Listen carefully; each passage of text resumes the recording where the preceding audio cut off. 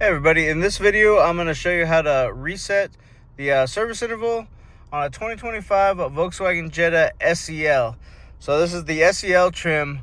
The other ones will be different, but if it's a SEL, if you have these fuel gauge and temperature gauge on the side that aren't part of the screen. So that is for this kind only, this kind of instrument cluster only. Anyways, it's pretty easy. You'll come over to come over here to driving data. And if you're not on range already, you will scroll to range. So you got to be on range. Then you hit OK. When you're on range, you're going to press and hold OK for about 5 to 10 seconds. Release. There you go there. And that'll bring up your service menu here. Then you can reset the oil change service. Press OK. OK. That's reset. Just wait a second.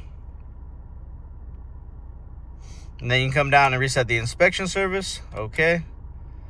Okay. Now I'll reset the inspection service. That's it.